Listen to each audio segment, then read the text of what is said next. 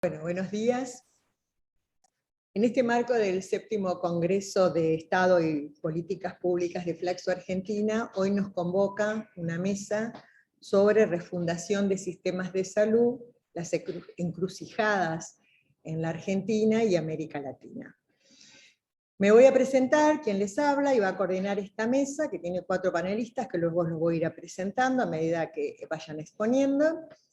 Es Aurora Vilas, soy licenciada en Psicología, recibida en la Universidad de Belgrano, tengo cursos de doctorado en la Universidad de Salamanca, España, una maestría en Gestión Pública en la Facultad de Ciencias Sociales, en la Facultad, de Ciencias Económicas de la UBA, y también un posgrado de Antropología Clínica Médica en la Facultad de Ciencias Sociales en la UBA.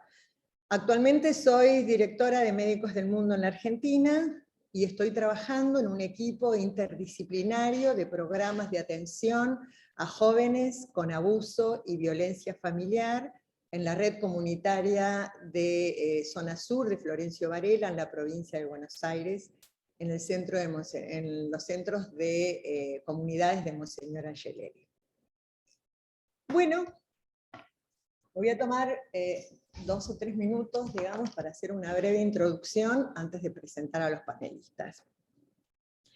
Creo que es necesario hacer un análisis profundo, teórico-político del sistema de salud en la Argentina. Pero, para ello, me parece que lo más importante es empezar a problematizar las debilidades y los nudos críticos del sistema de salud como forma comparada y desarrollar una comprensión y explicación conceptual metodológica que nos permita analizar todas esas falacias que aparecen en el modelo hegemónico. Y especialmente, como manera de comenzar a empezar a pensar cuáles pueden ser las propuestas y alternativas de la refundación de los sistemas de salud para alcanzar una vida saludable y el buen vivir en nuestra sociedad. Si tenemos en cuenta el campo de la salud y la seguridad social, pero desde una perspectiva de construcción de ciudadanía social integral, es imprescindible, o sea, resulta imprescindible hacer un ejercicio que no implique solamente que hagamos enunciados de objetivos, de principios, o de modelos que pueden ser neoliberales o desarrollistas, o conceptos a veces que hacemos totalizadores, definitivos, sino que tenemos que hacer un ejercicio que comprenda históricamente cuáles fueron y siguen siendo los nudos críticos en las dimensiones políticas, económicas, sociales y culturales. ¿De qué? De las relaciones de poder y de las dependencias en nuestras sociedades del sur. Porque esto implica y afecta directamente la matriz del Estado, afecta nuestras democracias y la especificidad de nuestros sistemas de salud. Como construcciones y condensaciones institucionales históricas. Decimos que los sistemas de salud son construcciones y decisiones de la sociedad a través del Estado y de las instituciones no estatales. Pero no son simplemente una perspectiva médica o una perspectiva política de un instrumento para la atención y curación del daño social para un mercado estructurado o desregulado de oferta y demanda. Sin embargo, el complejo político, sanitario y liberal y sus nuevas tecnocracias aprovecharon esta conceptualización de aparato y de cuerpo burocrático administrativo de todos los sistemas de salud para su función, en América Latina y especialmente también en Argentina, para su funcionalización y apropiación bajo la teoría neoclásica, e inclusive en las escuelas de administración de negocios. Así entonces los sistemas de salud, podemos decir, se mantuvieron como un aparato externo a la sociedad, gobernado por salubristas estatales, los especialistas, diría, pero al mismo tiempo también aceptando que dentro de ese aparato se pueden crear, con nuevas gerencias públicas, nichos de mercados de bienes y servicios privados, bajo dinámicas de mercantilización, incluso con financiamiento como ya conocemos, con coberturas y hasta con políticas de pólizas, digo, de reintegro, de riesgos.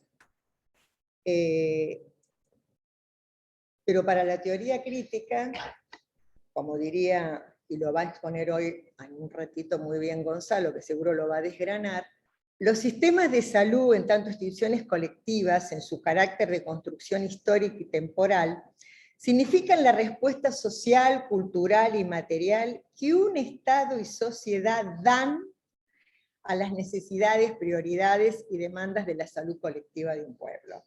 Esto lo dice siempre Gonzalo, por eso lo retomo, y creo que hoy es el eje. Porque en esta mesa se abordan, y en las que se vienen trabajando, en primer lugar, asumir los límites y las aproximaciones epistemológicas. Ese es el desafío. Como una opción necesaria para poder materializar una nueva teorización del sistema de salud en la Argentina y en América Latina. Y ahora sí, con esta introducción voy a dar paso al primer panelista, Gonzalo Basile, epistemólogo, cientista social, doctorado en la salud internacional en la Universidad Autónoma de Barcelona, posgraduado en Economía y Políticas de Salud en London School of Economic and Political Science. Es director e investigador principal del programa de salud internacional Flaxo en la República Dominicana y coordinador regional del GT de Salud Internacional del Consejo Latinoamericano de Ciencias Sociales, profesor de varios programas de especialidad, maestría y doctorado en salud pública. Te dejo. Tenés que venir acá para el...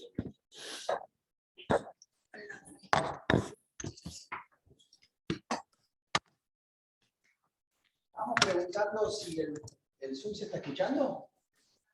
El Zoom se está escuchando. Si puede acercarse al micrófono sería genial.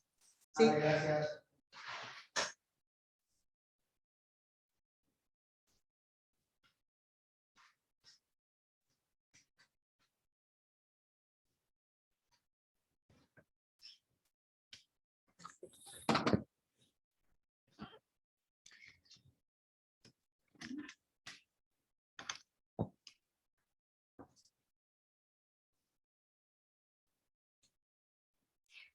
Disculpa, ¿me podrías compartirlo en el Zoom también, al PowerPoint? Compartir pantalla.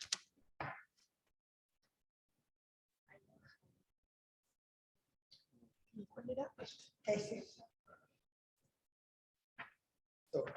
Y ahí en... Perfecto, ahí se ve.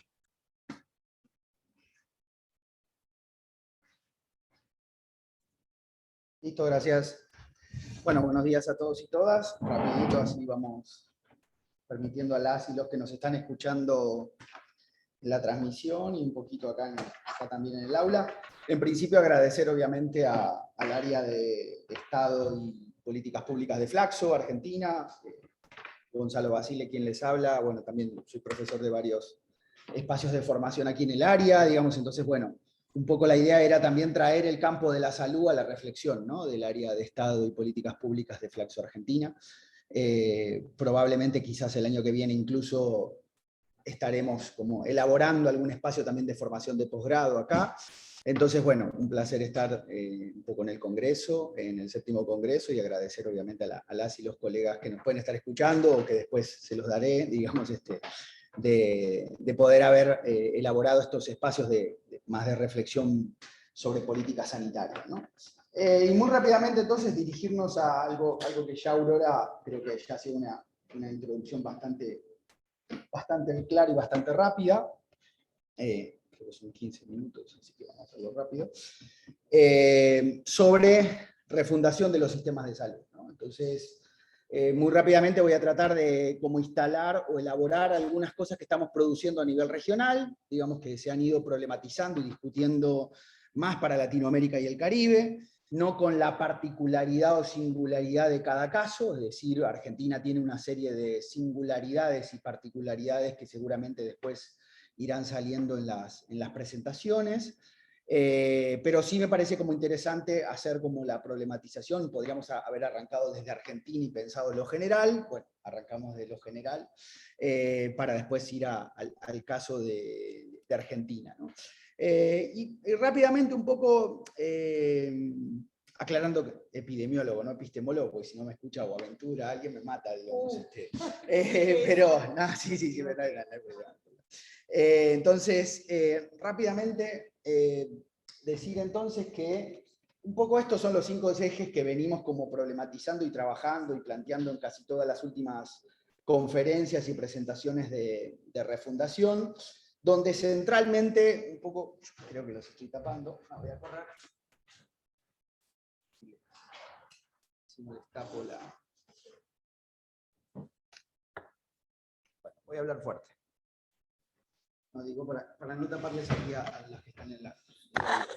Entonces digo, muy rápidamente, estos son como los 5 ejes que venimos trabajando en un poco la reflexión sobre refundación, asumiendo centralmente estas 5 dimensiones como las 5 dimensiones que estamos trabajando en Latinoamérica y el Caribe, ¿no? O sea, esas cinco dimensiones tienen que ver, por un lado, con toda la cuestión, un poco como decía antes, que ya Aurora algo introducía, es decir, un poco mirar cuáles han sido, podríamos decir, las bases de nuestras teorías y nuestras políticas sobre los sistemas de salud, es decir, por qué pensamos lo que pensamos en sistemas de salud. Cuando decimos sistemas de salud, rápidamente nos aparecen algunas definiciones, a veces más de manual, más de guías, a veces menos estructuradas, pero nos aparecen una serie de ideas sobre qué son los sistemas de salud, a qué llamamos sistemas de salud. Entonces rápidamente hay una primera dimensión que tiene que ver cuáles son las bases un poco de colonialidad y dependencia teórica política sobre los sistemas de salud en Latinoamérica y el Caribe, para pensar en la especificidad de Latinoamérica y el Caribe. Hay todo un segundo cuerpo teórico, que es mucho el que trabajamos en el área acá en Flaxo Argentina, que es todo el tema de la especificidad de los sistemas de salud relacionados al Estado, es decir, a pensar el Estado, es decir, porque un poco, de alguna manera, van a ver que el planteamiento un poco de la epistemología de refundación plantea toda una relación, ¿no? En cómo el Estado se transforma en un determinante de la política sanitaria y del tipo y modo de sistemas de salud que tenemos.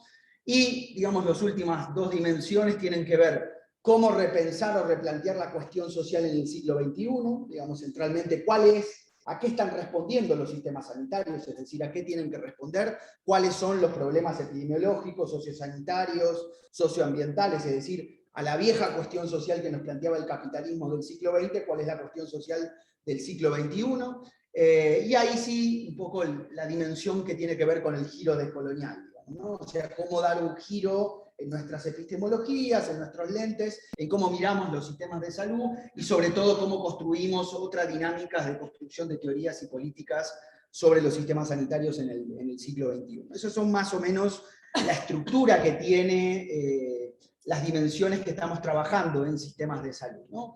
Yo no me voy a detener mucho acá tampoco, ya esto me lo habrán escuchado decir, pero centralmente sí me parece que las reflexiones en Latinoamérica y el Caribe en general se mueven en estos 2 espacios. Es decir, se mueven un poco en el planteamiento de los sistemas de salud como sistemas de atención médica, de reparación fisiopatológica, por una serie de razones que sería largo de explicar, es decir, pero cómo en realidad nosotros acá, digamos, en esta dinámica, ¿no? Entre las bases coloniales que tienen nuestra salud pública, ¿no? Nuestra salud pública tiene una serie de bases coloniales que van a traer unas bases sobre la salud pública en términos de las formas de controlar enfermedades, las formas de dinámicas de controlar el territorio y los problemas sanitarios, pero que centralmente un poco en estas 2 dinámicas, pudiéramos decir en el siglo XX, en todo el capitalismo de mercado industrial del norte, un poco también nosotros tratamos de emular en Latinoamérica y el Caribe una dinámica sobre los sistemas de atención médica, es decir, los sistemas de salud como sistemas de atención sanitaria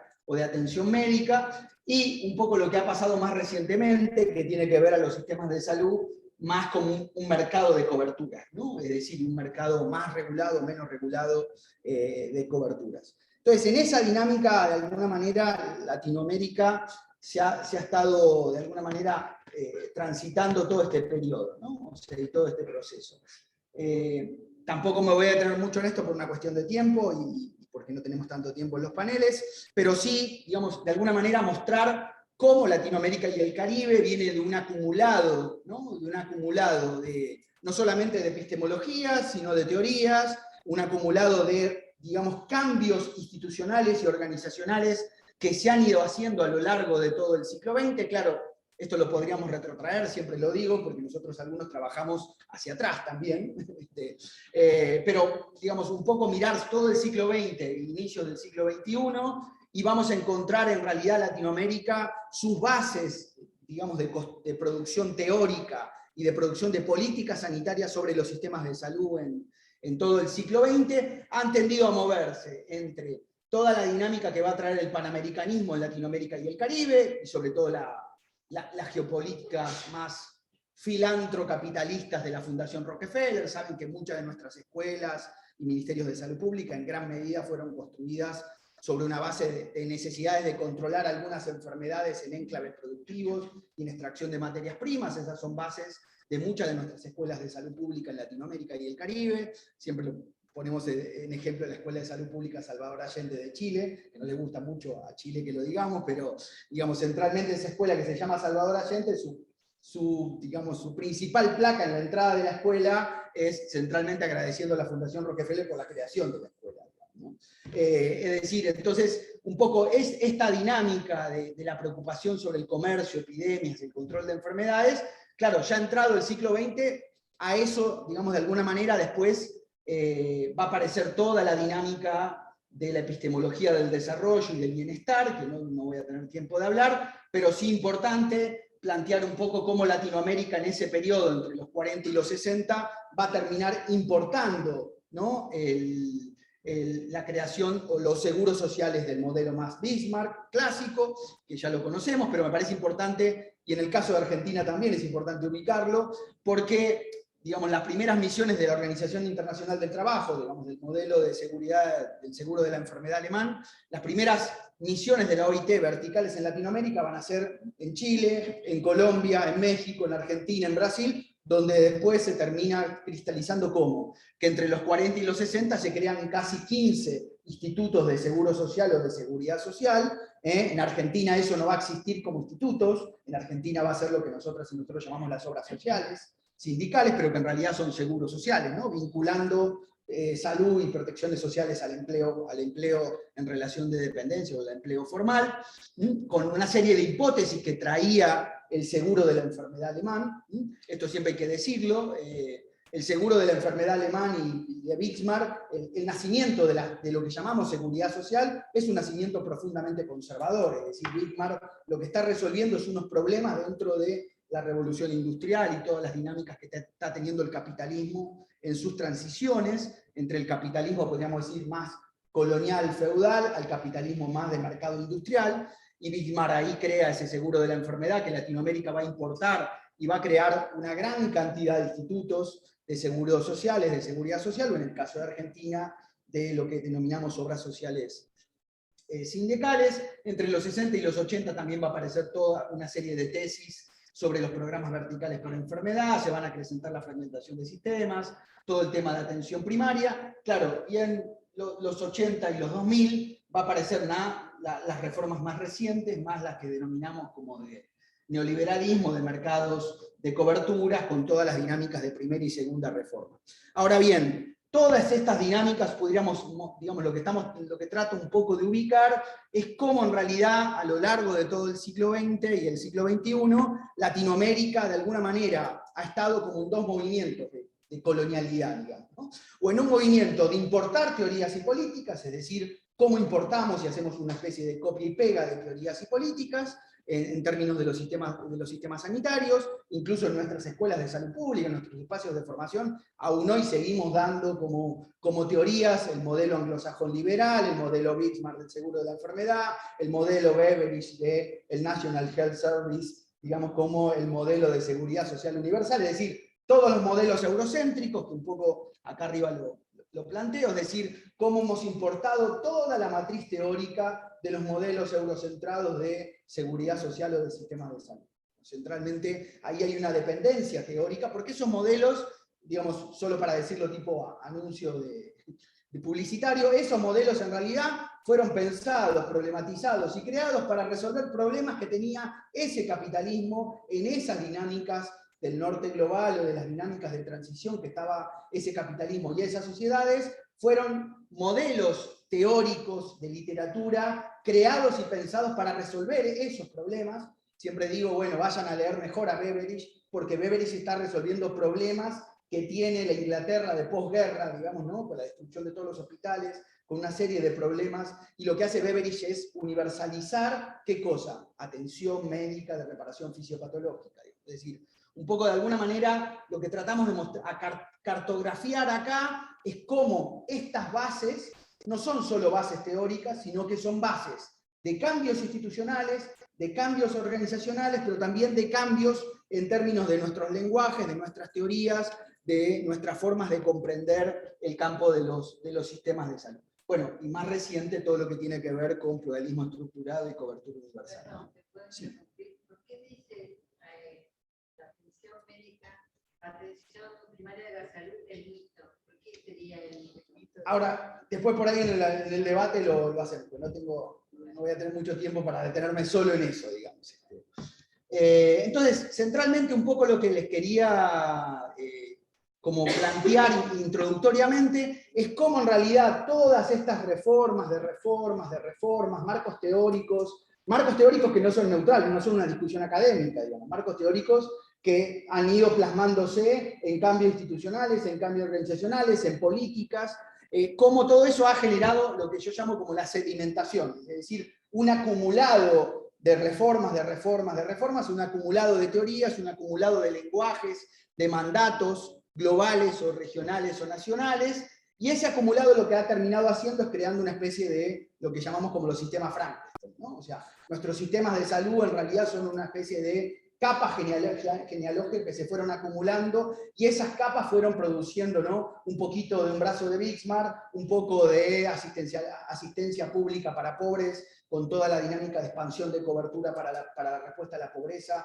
a través de la salud pública funcionalista. Otra parte, en algunos países puede haber existido en algún periodo una estrategia más de universalización de atención médica, como fue el caso de Argentina, o el caso de Chile con el Servicio Nacional de Salud, o el caso de Argentina con el Sistema Nacional de Salud Pública más en la etapa del primer peronismo, o el caso, intento en algún caso de Costa Rica mucho más tardíamente en ese periodo, digamos, Costa Rica sigue otra ruta, el caso de Cuba, que no entraría mucho acá, porque Cuba es el único caso que hace una revolución social, y vía la revolución social discute o rediscute su sistema de salud, aunque hoy tiene una serie de crisis. Pero es decir, lo que trato un poco de plasmar es cómo en realidad esos acumulados, esa cartografía de acumulados, están acumuladas en nuestras instituciones, en nuestras organizaciones, pero también en las organizaciones de salud, pero también en nuestras teorías, en nuestras formas de comprender esto, ¿no?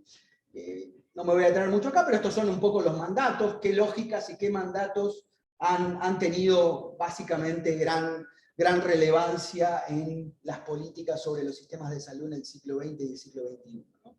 Y un poco lo que les decía antes, ¿no? O sea, de alguna manera, cuando uno mira y compara y estudia en profundidad el marco teórico más Bismarck o el marco teórico Beveridge, en términos más eurocéntricos, europeos, se va a encontrar, bueno, en el caso de Bismarck, el vínculo salud-trabajo productivo, el caso de Beveridge, universalización de atención biomédica, pero en ambos casos la estrategia de cómo pensar los sistemas de salud siempre fue, digamos, de alguna manera, la reparación de cuerpo enfermo en modo de producción, digamos. Es decir, entonces, tanto Beveridge como Bismarck están creando sistemas de atención sanitaria más de reparación fisiopatológica, ¿no? Algunos con un modelo más corporativo, otros con un modelo más jerárquico, funcional, es decir, no me voy a detener mucho en esa discusión. Claro, en muchos casos también con bases en Latinoamérica y el Caribe de asistencia pública de caridad o beneficencia, que después se va a transformar en el asistencialismo focalizado de los bancos, ¿no?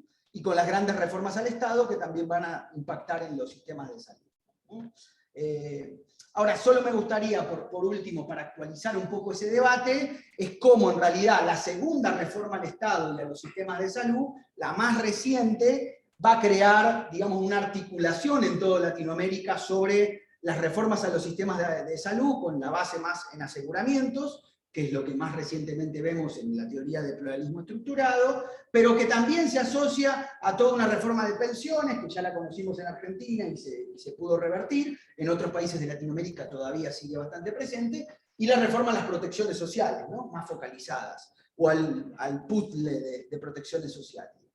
Entonces, centralmente la última, si quieren, reforma, la última epistemología y marco teórico que Latinoamérica ha estado de alguna manera en reflexión o en discusión, ha sido toda la teoría del pluralismo estructurado, ¿no? O sea, teoría del pluralismo estructurado que no voy a explicar acá, pero que centralmente tiene estas bases, ¿no? Separación de funciones, subsidio a la demanda, mercado de coberturas financieras, modulación Estado-mercado. Dos reflexiones rápidas sobre el pluralismo estructurado. Primero, que es una, digamos, en realidad, más que una teoría, Londoño y Freck lo que están haciendo es sistematizar lo que los bancos estaban haciendo. Es decir, de alguna manera darle un marco teórico a lo que el Banco Mundial, el Banco Interamericano de Desarrollo, la Organización Panamericana de la Salud, que casi nunca se nombra y poco en Argentina, pero que han estado todas imbrincados en la dinámica de reformas a los sistemas de salud.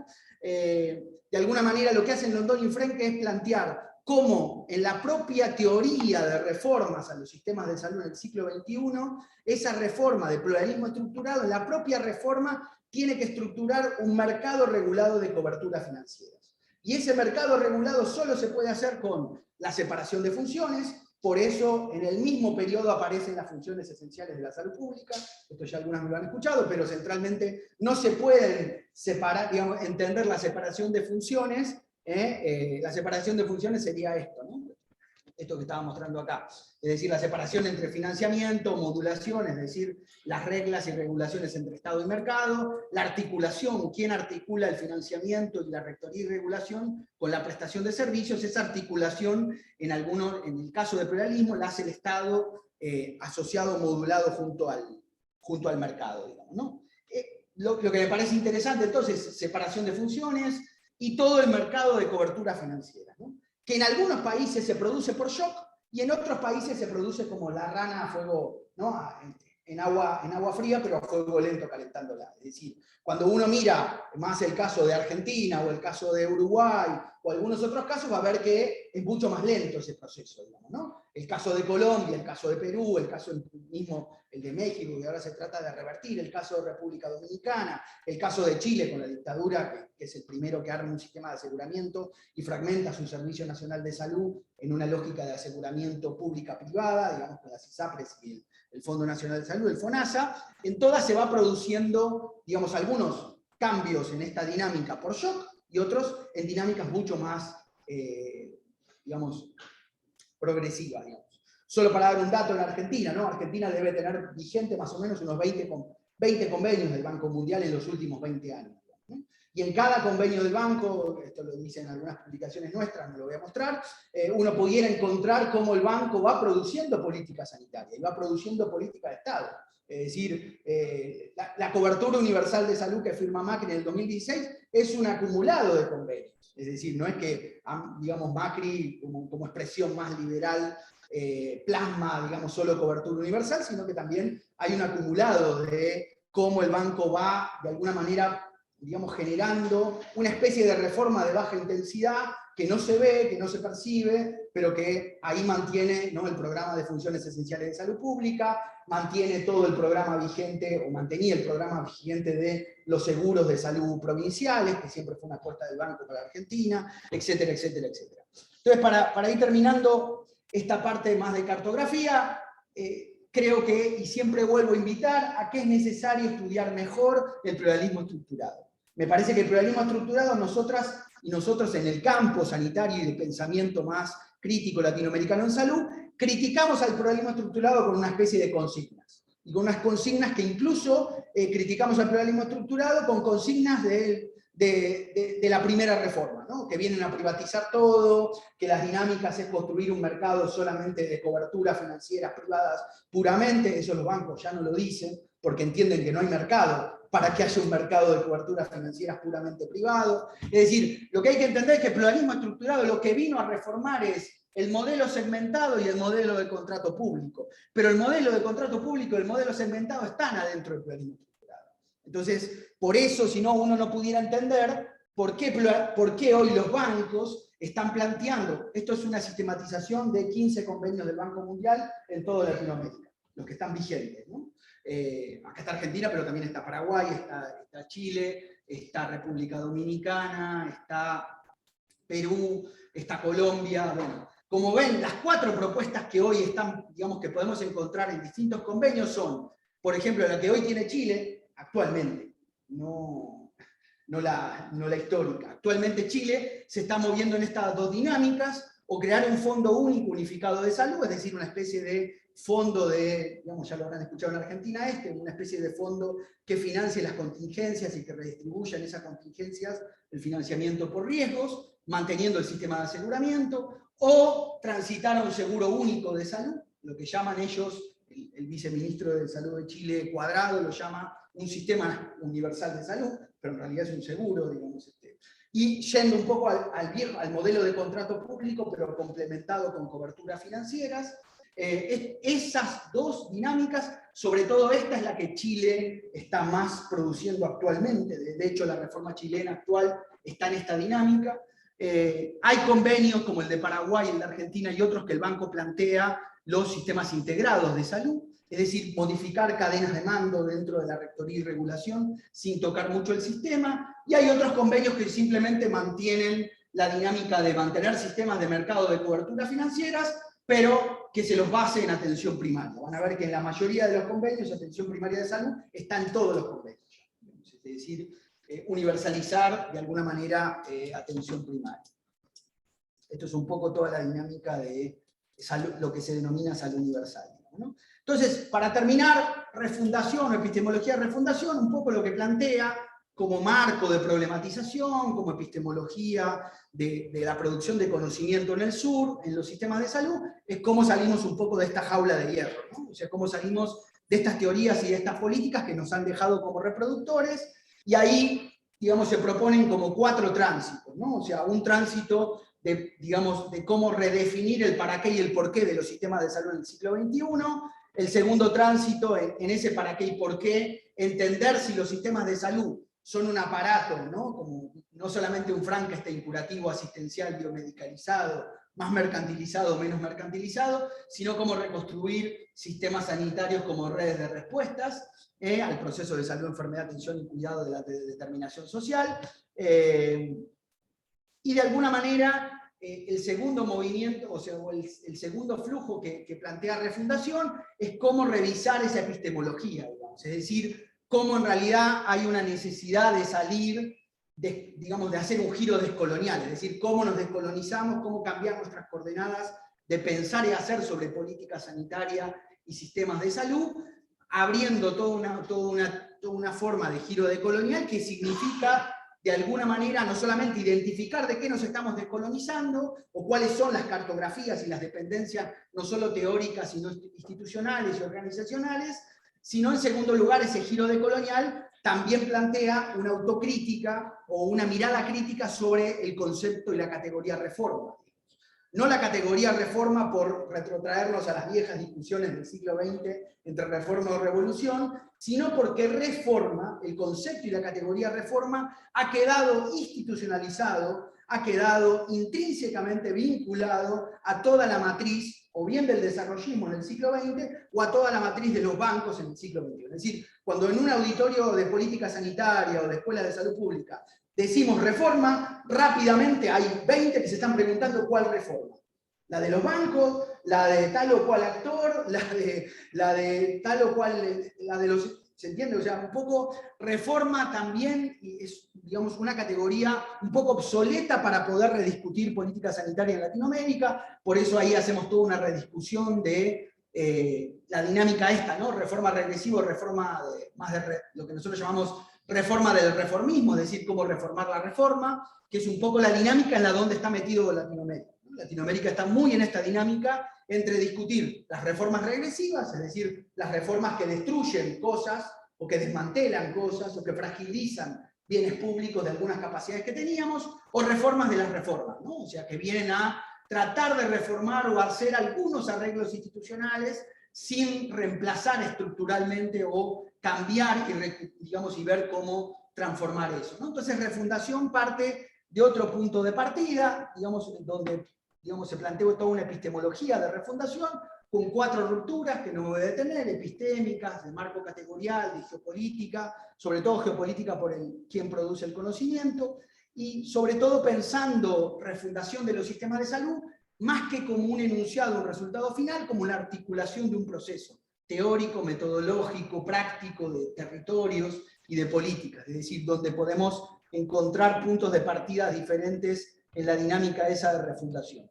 Y solo para terminar, entonces, el cuarto movimiento, ahí me pasé uno, pero solamente para terminar, es un poco la readecuación o el cambio de los marcos categoriales. Es decir, cuando nosotros planteamos un marco de categorías, ese marco de categorías, de alguna manera, reestructura nuestra forma de pensar.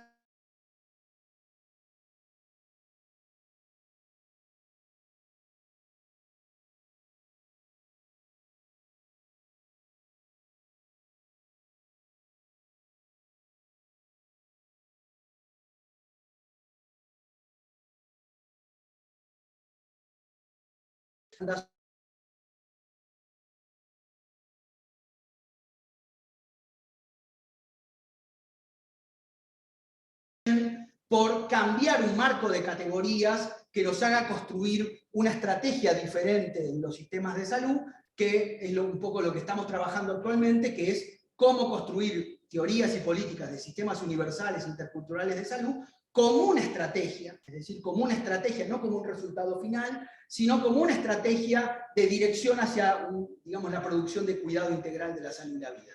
Entonces, en eso me detengo, es un poco las bases de donde andamos metidos, y sobre todo preguntarnos sobre qué bases hemos sido formadas y formados, y hemos trabajado teorías y políticas de sistemas universales. En el caso de Argentina me parece que es una pregunta muy pertinente, porque, por ejemplo, muchas de nuestras escuelas, espacios de formación, de posgrado, de grado, hemos perdido toda una rediscusión de a qué estamos llamando incluso sistemas universales de salud, y cómo pensar sistemas universales interculturales de salud en el siglo XXI. Y ahí me quedo.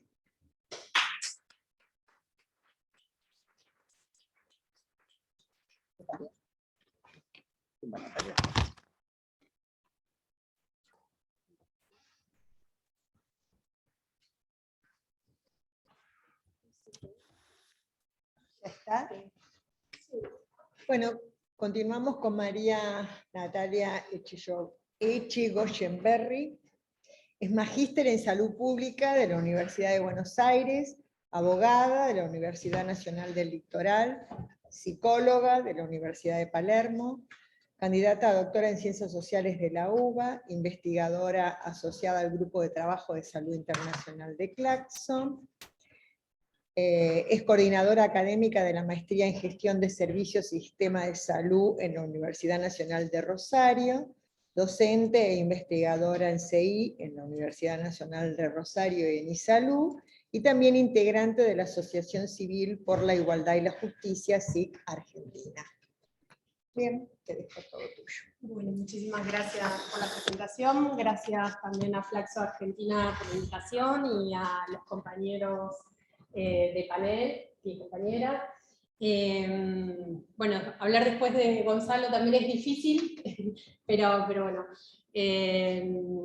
Voy a dividir la presentación en 2 partes. Una parte voy a hablar de estas reformas de integración, que son recientes propuestas elaboradas en Argentina, lanzadas, digamos, públicamente en el mes de mayo, porque tienen también antecedentes con el que vinieron trabajando también durante la pandemia, en el marco del COFESA. Es una propuesta que tiene que ver con la integración del sistema de salud, una construcción nacional, que también es una deuda pendiente, como dice el informe, fundacional, o la piedra fundacional del lanzamiento de esa reforma. Y por otro lado, analizar un poco las posibilidades de refundación, hacia dónde vamos, algunos desafíos y oportunidades, pero sobre todo haciendo el foco en lo que son los determinantes legales de la salud, o lo que se llama la determinación legal de la salud, que son aspectos, o han sido aspectos muy abandonados en el abordaje tanto de la corriente de salud colectiva como medicina social latinoamericana, como en general en la literatura de salud pública, ¿no? Tenemos muchos y muchas sanitaristas, pero que desconocen o que ven el campo jurídico también totalmente escindido de lo que es, bueno, para pensar ya sea las reformas, y han tenido las reformas en el sistema de salud, han tenido y tienen el marco legal, el marco normativo, tiene gran influencia e impacto en el diseño institucional, y por eso me parecía importante traer esta discusión que todavía no se ha dado, de cuáles son aquellas normas que condicionan y que no son solamente normas que pertenecen al sector salud, ¿no? Y generalmente cuando se analiza, uno estudia, se trata un artículo, se menciona cuando se incorpora en la Constitución Nacional la salud, o cómo se incorpora, o se le hace una crítica de cómo está regulado el derecho a la salud en cada uno de los países, pero en el fondo no se está analizando ni la institucionalidad creada a partir de las leyes, ni tampoco los mecanismos que hay para acceder o no acceder al derecho a la salud, ni tampoco otra normativa que no pertenece al ámbito de la salud, y que me parecía importante vincularla con las posibilidades o no de refundar los sistemas universales de salud. Dentro de la propuesta, digamos, que traen recientemente el Gobierno Nacional sobre la integración del sistema de salud, lo entiende como una oportunidad de la crisis sanitaria, entiende también que es una deuda histórica para avanzar en un sistema integrado de salud, integrando los subsectores públicos de la seguridad social y privado, respetando la identidad de estos sectores. Propone también una idea de bueno, saldar un poco esta deuda histórica por medio de una propuesta federal, se está discutiendo en el marco del COFESA, pero bueno, cuando buscamos y analizamos también la estructura jurídica de esta propuesta, encontramos una escasa estructura jurídica, por lo tanto también es llamativo aquellas omisiones, no sabemos que sin leyes y sin presupuestos asignados a esas leyes también son muy difíciles.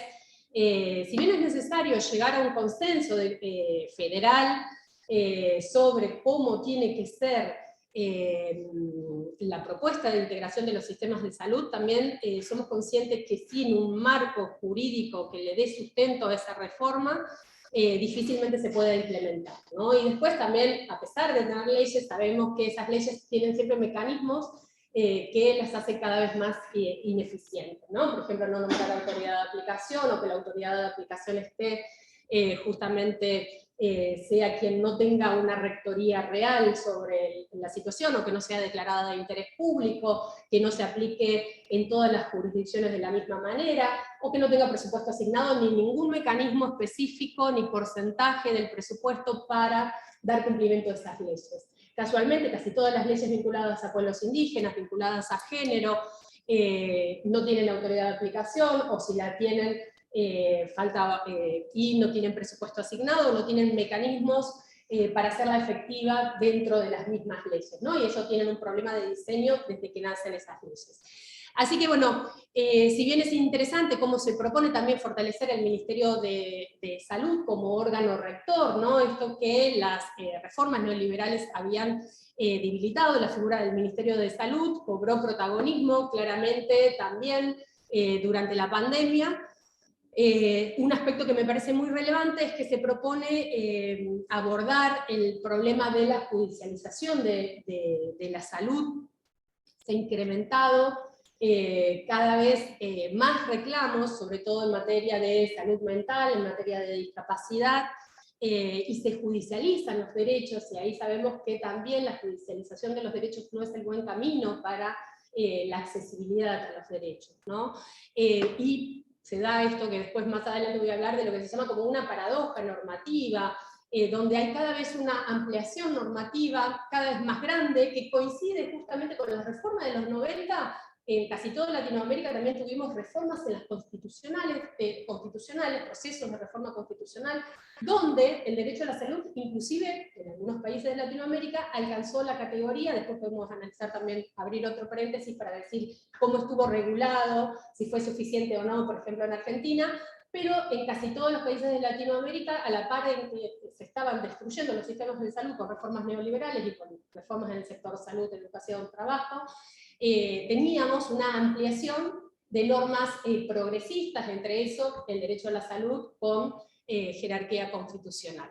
Entonces esa paradoja también explica un poco el problema de judicialización que ahora tenemos y que esta propuesta de integración intenta abordar, ¿no? Pero es necesario no solamente discutir estos problemas de judicialización dentro del sector salud, sino ver por qué no tenemos juzgados de salud, ¿no? Tenemos juzgados civiles y comerciales, tenemos juzgados tributarios, tenemos administrativos tributarios, tenemos juzgados laborales, pero no tenemos ni juzgados, ni secretarías de salud, ni de ambiente.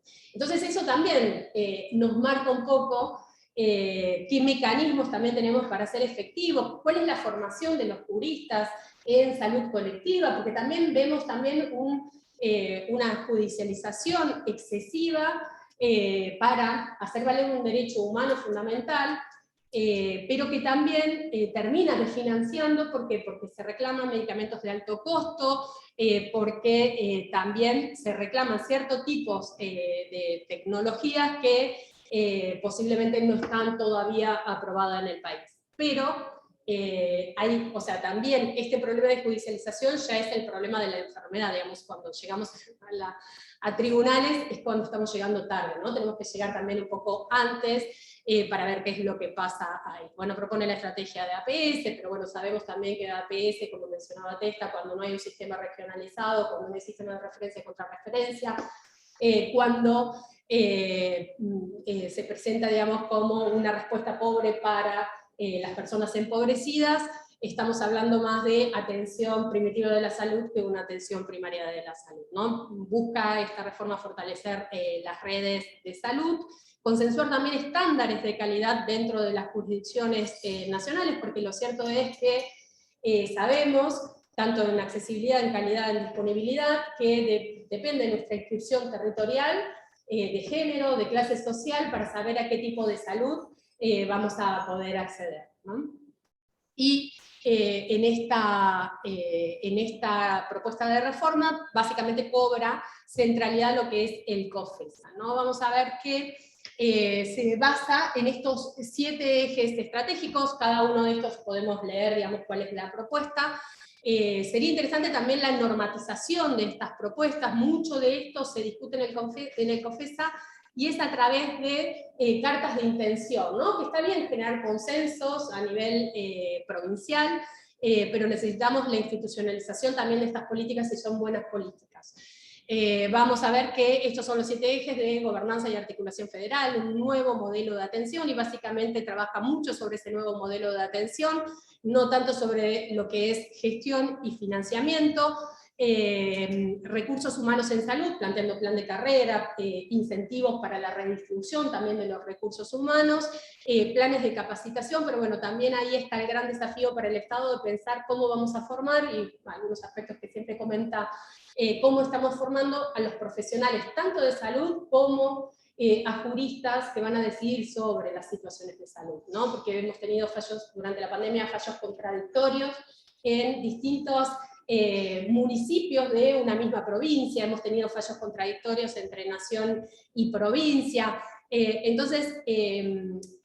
sin mecanismos rápidos de resolución y de llegada a un consenso con temas fundamentales como acceso o no a vacunación, circulación o no, que afectan claramente la salud pública, ¿no? Sistemas de información, y ahí como estas reformas nuevamente ponen la modernización, la transparencia y la rendición de cuentas como punto muy importante, y con un foco en la historia clínica electrónica, como si también ahí hay un peso que también, bueno, ahora vamos a ver los empaquetados jurídicos también vinculados con estas reformas. Innovación científico-tecnológica, y comunicación en salud como un punto importante. Vamos a ver estas 3 líneas de acción prioritarias.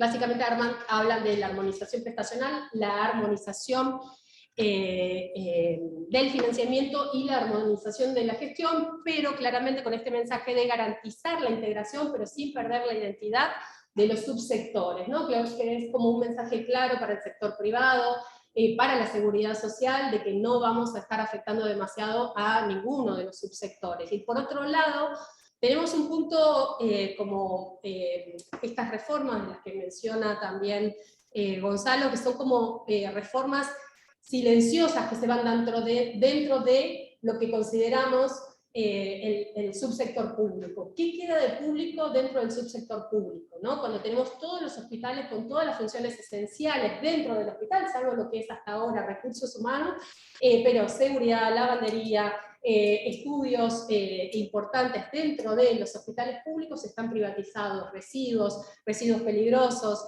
la gestión de todo lo que pasa adentro de un subsector público empezó a estar privatizada y empieza también el negocio de las privatizaciones dentro de las instituciones de salud. ¿Qué debería contener esta propuesta muy rápidamente, digamos, como para no detenernos acá tanto? Y hacer lo que menciona Gonzalo, esto de estar comentando siempre estas reformas, tanto las reformas neoliberales como las reformas que reforman, pero que en el fondo también hay que ver cómo van a lograr estos cambios estructurales que se proponen cuando es necesario la integración para esta situación de los otros sectores, ¿no? Acá sabemos que la modificación del sistema de salud por sí solo no va tampoco a revertir las grandes desigualdades sociales ni las formas de morir y vivir de la población.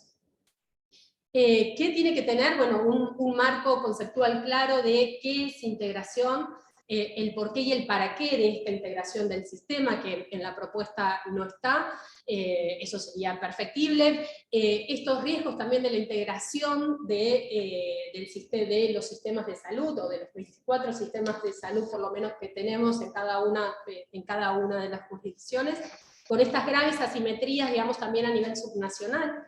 Y algo que es fundamental es incorporar estos determinantes legales, o la determinación legal que condicionan las políticas sanitarias soberanas, ¿no? Y eso sí me voy a detener, y ahí va a estar un poco la propuesta también de hacia dónde marchar en relación a esos determinantes, ¿no?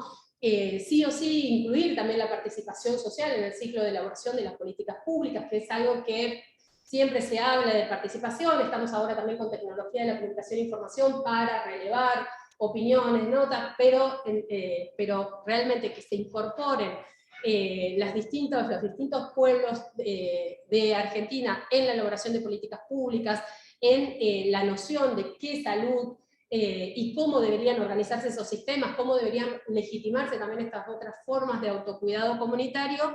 Eso todavía es una gran deuda pendiente. Es necesario también abordar y problematizar esta fragmentación política, territorial y normativa, y todos estos procesos acumulados que vienen quedando y condensándose dentro del sistema de salud, porque aun cuando queremos tener reformas progresistas de salud, lo que encontramos es grandes ataduras legales para poder implementarlas. Y esas no provienen de legislación sanitaria. Y este es el gran problema, que tenemos a sanitaristas estudiando legislación sanitaria. Esas provienen de nuestro código civil, de nuestro código comercial, de cómo está estructurado nuestro sistema jurídico en general, ¿no? Cómo concebimos y cómo garantizamos, por ejemplo, la propiedad privada, ¿no? No tenemos una propiedad tanto de la tierra como de cualquier bien al que accedemos, ¿no? Tenemos una idea de propiedad privada, y por eso también la idea de una regulación sobre los bienes públicos mundiales, en una perspectiva de bien social, de la salud como un bien social, todavía no es parte ni siquiera de nuestros esquemas de percepción y de acción.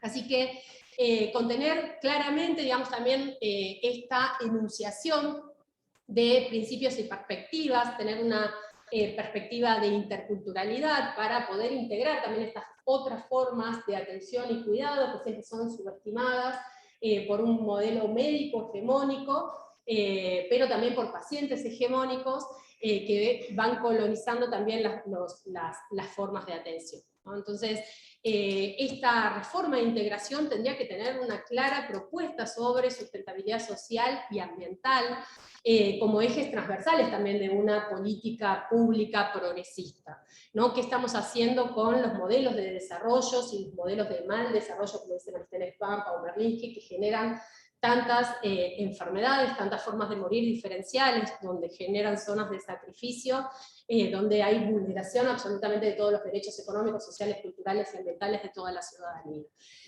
Donde Fleury va a decir, tenemos no ciudadanos en relación al derecho a la salud, o decía, o sí, protociudadanos en relación al derecho a la salud, o vamos a tener ciudadanos invertidos, ciudadanía débil, ciudadanía... ¿Por qué? Porque a pesar de que tengamos un marco normativo robusto, en la práctica tenemos grandes zonas de sacrificios ambientales, que seguramente mi compañero va a hablar de este tema. Y es importante, digamos, que podamos abordar y eliminar esas necropolíticas sanitarias cristalizadas en las instituciones. Y con necropolíticas estoy hablando de una forma sistemática de no hacer. Y eso también, ya sea por acción o omisión, el Estado en todas sus jurisdicciones empieza a generar las condiciones de protección para que las personas mueran, y ciertos grupos mueran de manera diferencial, mueran antes de tiempo, inclusive en una misma jurisdicción, cambiando de comuna, tenemos hasta 10 años de diferencia en expectativa de vida, ¿no? Y esto tiene que ver con las condiciones materiales de vida, ¿no? Entonces, para hablar de justamente de la refundación de los sistemas de salud, para mí tenemos que poner el centro en los determinantes legales o en la determinación legal de la salud, que han tenido poca relevancia en las investigaciones latinoamericanas. Para esto existe una necesidad de analizar de manera crítica todas estas transformaciones jurídicos y administrativas que facilitaron o son condición de posibilidad de las reformas neoliberales, y son condición de posibilidad de que se sostengan aún cuando se quiere hacer una política progresista. La legislación sanitaria fue y es impulsada por actores económicos de los países del norte también como empaquetados, ¿no? Y entonces estudiemos esos empaquetados para poder desandar esos caminos, ¿no? Porque siguen operando, ¿no? Hoy hay algunas cuestiones que en salud no se pueden plantear porque tendrías desde el ámbito académico en contra, pero es necesario desde el ámbito jurídico, desde el sistema judicial, es necesario desandar, conocer, profundizar el análisis y analizarla de manera crítica esa normativa que nos está constriñendo la posibilidad de darnos una política soberana en materia de salud, y una política soberana a nivel regional, ¿no? Hay grandes brechas entre lo que es la consagración legislativa y la implementación, y ahí vamos a ver esto, ¿no? De cómo el derecho ha servido como la principal herramienta para funcionalizar estas oleadas de reformas, tanto las que se dieron en los 90 como las que se reeditaron en los 2000, y que continúan reeditándose, ahora ya con otros nombres, pero que siguen siendo como silentes dentro de los sistemas públicos de salud, ¿no? Y en eso, como mencionaba, estas paradojas jurídicas de normativa muy progresista, pero falta de mecanismos y de institucionalidad que acompañe esa progresión en derechos, ¿no? Esa ampliación de ciudadanía, esa constitución tiene que tener presupuesto, tiene que tener mecanismos institucionales, administrativos, alternativos y judiciales, y tenemos que tener un sistema de justicia que responda y que esté formado a partir también de una mirada colectiva de la salud o de medicina social. Y por eso es necesario volver a discutir y problematizar el contenido normativo del derecho a la salud. Y como para ir cerrando, y quiero mostrarles después una matriz de análisis también para analizar lo que es el derecho a la salud, genero, digamos, como estas preguntas, un poco teniendo en cuenta a Paulo Freire, ¿no? Como una pedagogía de la pregunta, no traje respuestas, me encantaría, pero sí el derecho puede contribuir, y bajo qué condiciones podría contribuir a conformar esta política soberana, sanitaria, tanto a nivel nacional como regional, si puede ser una herramienta para la refundación de los sistemas de salud, y si será necesario también refundar este sistema jurídico, cómo, sobre qué bases, con qué formación, ¿no? Esta cuestión epistemológica, ¿no? De cómo conocemos y cómo se forman a quienes van a decidir sobre la salud y sobre el derecho y sobre los derechos fundamentales de las personas. Y esto, ¿no? Si podemos justamente delinear un derecho a la salud que sea decolonial, anticapitalista. Vamos a ver que necesitamos este nuevo andamiaje jurídico, una nueva institucionalidad, democratizar las estructuras, esto mencionaba Basile en varios artículos, pero bueno, ¿cómo tendría que ser ese andamiaje? Y ahí es el desafío, un dato de color, ¿no? En las universidades jurídicas, ¿no? De abogacía, no enseñan, no tenemos una materia de derecho a la salud, a lo sumo lo vemos en derecho del consumidor, o la vemos, esos quienes estudiaron después del 94, quienes estudiamos antes ni siquiera, o si no la vemos vinculada a derecho constitucional y a penitas, ¿no? Que sabemos que tenemos una regulación bastante deficiente, pero suficiente para habilitar la vía judicial y reclamar en vía judicial los derechos humanos. Y eso es, digamos, cómo estamos formados. No estamos deformados, digamos, eso es una oportunidad también que tenemos de empezar a pensar cómo tendría que ser la formación de sanitaristas y de juristas con una perspectiva crítica latinoamericana. Esto, vamos a ver que los determinantes legales del proceso de salud, salud, enfermedad, atención y cuidado, son parte de la superestructura, digamos, en la teoría marxista. Los determinantes económicos tienen que ver con esta estructura material y estos modos de producción, y sabemos que no hay cambios, digamos, de esta superestructura, si no hay cambios reales acá en los modos de producción, en la fuerza de trabajo y en las relaciones de producción, y por lo tanto acá el modo de producción, y algo que no se discute también en las reformas de salud, aún en las progresistas de Latinoamérica, es cuál va a ser el modo de desarrollo de nuestros países, ¿no? Y cómo vamos a pensar en la sustentabilidad ambiental y social, ¿no? Porque si no, no vamos a poder, vamos a ver que no se va a poder modificar tampoco esta superestructura que tiene que ver con lo político, lo ideológico y lo normativo, como parte del derecho a la salud. El derecho a la salud siempre, lo hemos visto en la literatura, que aparece o mencionado como un derecho humano fundamental.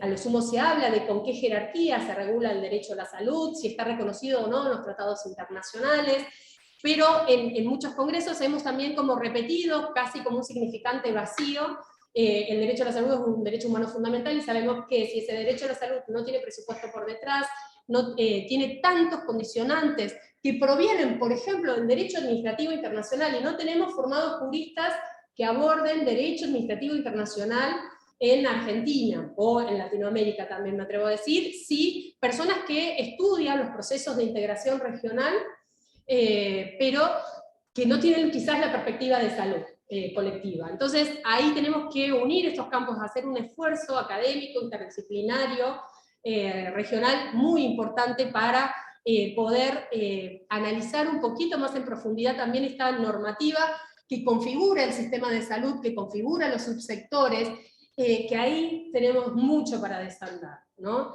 Volver a pensar también que muchas veces las obras sociales, esta discriminación entre quien trabaja y quien no trabaja para acceder a una diferencia en relación a las prestaciones, o la situación de quienes están en regímenes especiales, que también, a pesar de tener transferencias del Estado tratando de lograr la cobertura en salud, vemos que, por ejemplo, obras sociales no le dan de alta a personas que pertenecen al servicio doméstico o a las trabajadoras de casas particulares.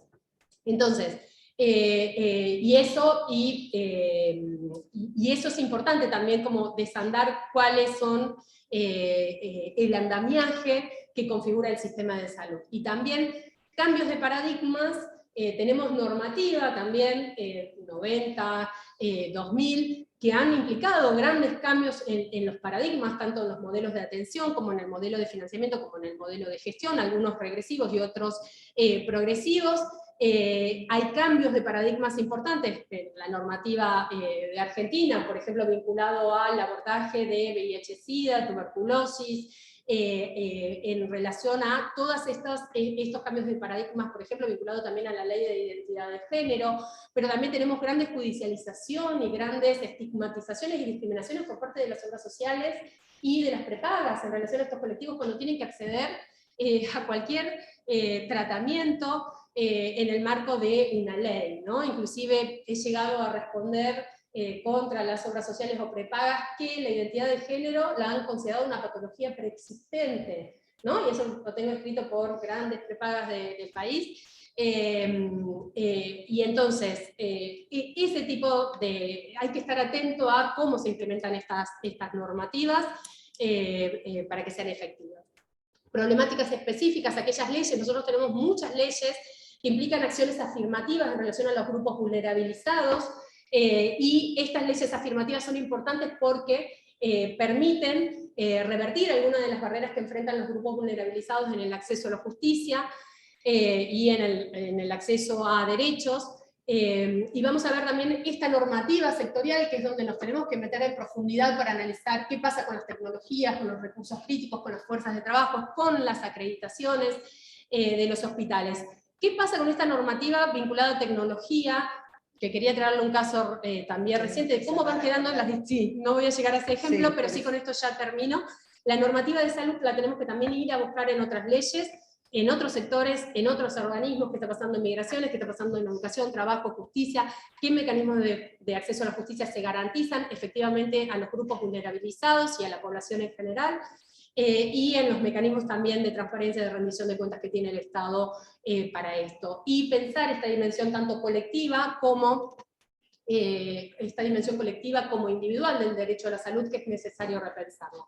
Y con esto quiero cerrar con esta frase de Joaquín Flores Herrera, que pertenece también al pensamiento crítico de los derechos humanos, y él justamente insta a esto, a pensar nuevas prácticas que deberán superar estas contradicciones propias de la perspectiva liberal, y construir justamente una visión anticapitalista, anticolonial, pero para eso es necesario pensar los derechos humanos, ya fuera de esos paquetes también que nos vienen como derechos humanos, sino a partir de estas dimensiones éticas, políticas y epistémicas, y es necesario recuperar ese potencial emancipador de los derechos humanos. Muchas gracias.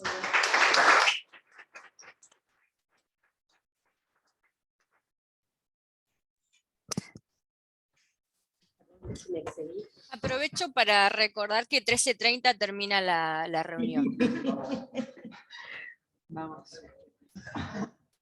Perdón, yo también me copé de tu presentación y no miré el tiempo, perdonen también. Bueno, voy a presentar a Mariana Iacono, de la Comunidad Internacional de Mujeres Viviendo con VIH, es trabajadora social, es profesora de historia y está maestrando y doctorando en comunicación. Bueno, muchas gracias. Voy a situar también... Sí, ya que no sí, tengo perdón. PowerPoint. Me voy a situar también como mujer con VIH desde hace 20 años. Y voy a hablar un poco más lento porque como tenía muchas más cosas para decir seguramente, Natalia y Gonzalo hablaron más rápido y no me voy a pasar de tiempo, lo prometo. No. Entonces, viendo la presentación de Gonzalo, ¿no? Y esto de la reforma y la refundación, yo pensaba, en algunos años tal vez vamos a estar haciendo la línea histórica de la refundación, y yo creo que VIH va a estar, ¿no? Como empezando. De hecho, Natalia me dejó como el palito casi para empezar, como si lo hubiéramos tenido ensayado. De VIH, yo creo que empezó una refundación hace algún tiempo, los 80, los 90. Cuando estemos en la refundación, de verdad vamos a poder hacer esa línea histórica, es decir, había un caso paradigmático, como bien dijo Natalia, que tiene que ver, ¿no? Con la respuesta al VIH y cómo hizo que los sistemas de salud, tanto en la región como en el mundo, tuvieran que cambiar la respuesta y los modos de cómo operan y atienden. Les voy a leer algunas cositas que anoté a propósito, mientras que hablaban Gonzalo y Natalia, que son pacientes impacientes, es un término que utilizamos mucho en el movimiento de personas con VIH, y pacientes descolonizantes, por esta irrupción que hicimos en el sistema de salud desde la aparición del virus, de entender que se podían exigir el acceso al tratamiento, la medicación cara, la lucha con las patentes, ¿no? Este vínculo me parece súper importante e interesante lo que decía Natalia de no analizar solo el sistema de salud, sino también los sistemas económicos y judiciales. No es una isla el sistema de salud que no tiene ninguna intervención de los otros sistemas. Judicialización y criminalización, ¿no? Todos los casos que llegan del sistema de salud porque no tienen acceso a algunas medicaciones, ya superando el tema de VIH, los primeros casos de VIH, cuando los estados, tanto en América Latina como en el mundo, no lograban comprar la medicación porque era muy cara, recuerdan el AZT y la aparición de las primeras medicaciones, se hacían también toda la cuestión de la judicialización para demandar al Estado y que compre la medicación. Entonces, nosotros en nuestro historial de respuesta al VIH, como movimiento de personas con VIH, tenemos el historial de ese trabajo con los sistemas judiciales. Y le agregué criminalización, ¿por qué? Porque como hay mucho estigma y discriminación de parte del sistema de salud con nosotras, las personas con VIH, hablamos de criminalización. Y acá quería hacer un paréntesis y situarme en Argentina.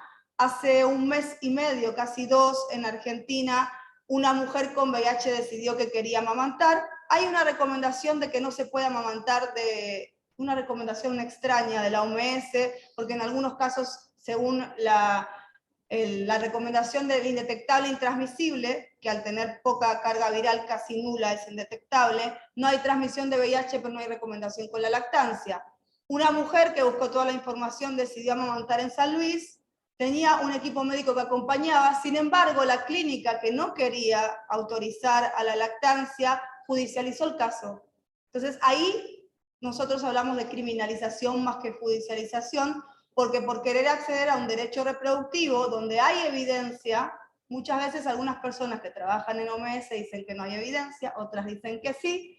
Sí hay evidencia sobre lactancia y mujeres con VIH, porque en África amamantan hace muchos años y no hay un aumento de la transmisión, y sí hay casos de lactancia materna en América Latina donde no hubo transmisión.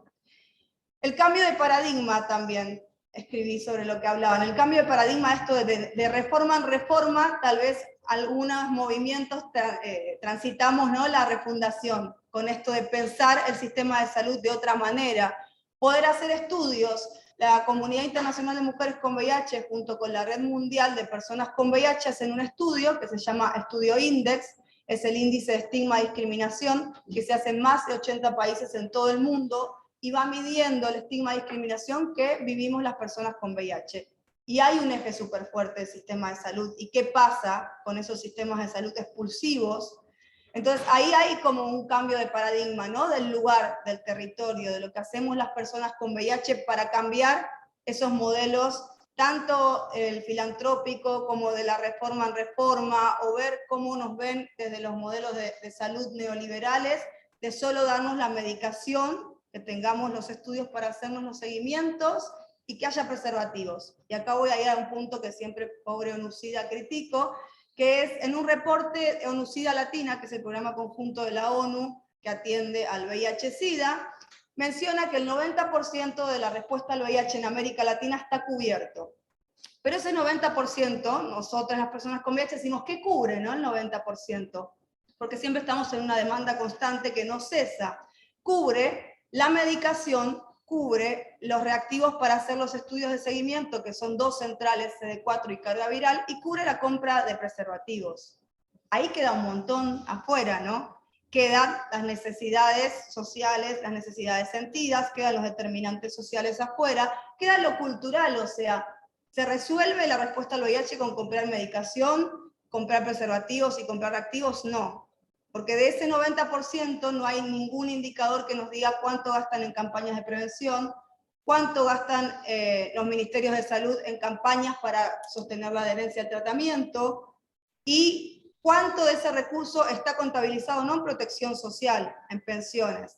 Acabamos de tener nuestra nueva ley de VIH, que es muy buena y esperamos que sea pionera para toda América Latina, donde tiene un fuerte marco de protección social, pensiones, y hay un artículo como de reparación para las personas que no pudieron trabajar por cuestiones relacionadas al VIH-Sida. No es solo con tener VIH y no tener aportes se va a recibir una jubilación, sino que no pudieron trabajar durante esos años.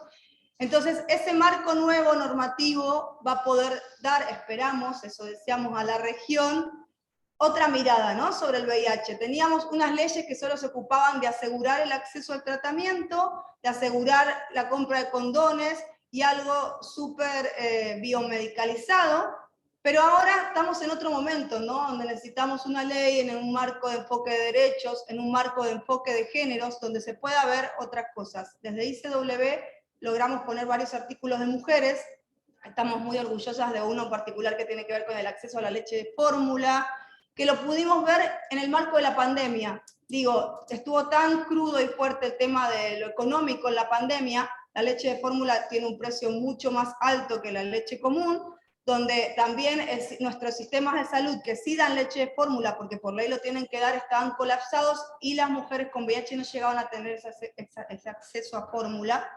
Entonces pudimos poner ese artículo. Tal vez si no hubiéramos estado en el marco de la pandemia del COVID-19 no lográbamos ver esta cuestión. Sistemas de salud, bueno, el vínculo que mencioné, que Natalia lo trajo súper bien del sistema de salud con el sistema judicial y el económico, ¿no? Porque también a veces exigimos cuestiones al sistema de salud sin entender si nuestros gobiernos tienen o no presupuestados, ¿no? A veces sacamos unas leyes muy buenas, pero después no tienen presupuesto, no sé por qué se me está trabando tanto la lengua. Entonces, ¿cómo hacemos para entender que cuando pensamos las políticas públicas siempre tienen que estar vinculadas con lo económico y lo presupuestario? Y yo creo que ahí VIH también trajo mucha pauta de estar viendo todo. Lo económico, las patentes, lo privado, ¿no? Hay una lucha muy fuerte desde el movimiento de las personas con VIH sobre derribar las patentes y poder tener medicación a bajo costo o de producción nacional. Ahí Lula fue pionero también con la cuestión de la producción nacional en Brasil. El cambio de paradigma y cómo interviene el estigma y la discriminación. Tenemos el estudio, como les dije, Index de estigma y discriminación en personas con VIH en Argentina, que ya tiene 2 años. Pudimos tener un capítulo de mujeres con VIH, pero también hay en otros países de la región. En este momento se está realizando en 5 países de la región y tiene análisis desde el sistema de salud, la exclusión, el estigma y discriminación que viven las personas con VIH en el sistema de salud. Y pensamos también que esta refundación de los sistemas de salud tiene que ser, ¿no?, con personal que trabaje y esté todo el tiempo informado, que no ejerza estigma y discriminación, porque podemos pensar en el marco de una refundación, ¿no?, súper operativo y cuadrado, y a veces si las personas que están en el sistema de salud no cambian la forma de atender, por más que en lo escrito y en el marco haya una refundación del sistema, va a seguir siendo casi el mismo. Si las personas van a seguir atendiendo con prejuicios, con temor, porque también hablamos que no es solo estigma y discriminación, hay personas que el temor y el miedo hace una intervención súper directa y hacen que ejerzan ese estigma y discriminación. Para mí es una manera como diferenciada, ¿no?, cuando hay miedo. ¿Cómo estoy de tiempo? ¿Bien? Porque no me estoy controlando. Entonces, pensando en esto y en el cierre que mencionaba Natalia, de las nuevas narrativas también, el VIH vino a traer muchas cuestiones de estas nuevas narrativas, de cuestiones de vocabulario muy simples, como, ¿se acuerdan cuando en los 90, en los 80 se hablaba de persona portadora con VIH, que ya no se utiliza? Persona con VIH, ¿saben? Cambia completamente. En inglés es persona viviendo con VIH, la traducción en América Latina que usamos con VIH, porque decimos que el viviendo tú vives con tu pareja, ¿no?, con tu perro, no vives con el virus, no es que te sentás a tomar mate con el VIH. Entonces, todo este cambio de narrativa de las personas con VIH, cómo vernos demandando y exigiendo leyes y marcos de políticas públicas que nos atiendan, se está haciendo ahora la normativa de la regulación de la ley de VIH en Argentina. Tuvimos unas sesiones hace 2 semanas, no está saliendo como queremos la reglamentación, la ley está magistral, pero la reglamentación no. Y va a hacer que tengamos que trabajar para otras normativas separadas de la ley y la reglamentación. Por ejemplo, el tema de la lactancia en mujeres con VIH, que es un tema nuevo, que es provocador, que muchas personas que son científicos, ¿no? Infectólogos, no están claros con ese 0,3% de posibilidad de transmisión del VIH en lactancia. Las mujeres con VIH tenemos otra posición, y así hay otros temas, ¿no? De esto de hacer los nuevos vínculos. De qué pasa con las personas que estudian y que son infectólogas y hacen toda la cuestión de investigación en la transmisión de VIH. ¿Qué pasa con la respuesta del sistema de salud? ¿Qué pasa con la respuesta de los programas nacionales de VIH, como de los ministerios de salud, con las nuevas demandas? Porque parece que se quedaron en los 80 o en los 90, que la respuesta es dar medicación y solo quedarse en ese análisis, y en realidad no avanzamos un montón, sobre todo en América Latina, desde una mirada con enfoque de género, desde una perspectiva de derechos, con el movimiento feminista, con otras exigencias, y por suerte también estamos tanto los movimientos como los cientistas y los cientistas sociales haciendo nuevos cruces de variables, ¿no? Como no nos quedamos en los 80, no vamos a ver solo que la medicación haga efecto, o vamos a estar midiendo solo el estigma y la discriminación, que es un estudio súper de avanzada. Necesitamos hacer otros cruces de variables que nos digan qué aporte vamos a dar desde el movimiento de personas con VIH y mujeres con VIH en esa refundación. Yo vuelvo a decir, para volver al comienzo y empezar con el cierre, que yo creo que dimos un gran aporte a esa refundación, y estoy segura de que cuando estemos en 10 años para adelante y se haga esa línea histórica, vamos a tomar el movimiento de VIH con esa mirada que tal vez plantó algunas semillas para refundar los sistemas de salud del 2030, del 2040. Muchas gracias.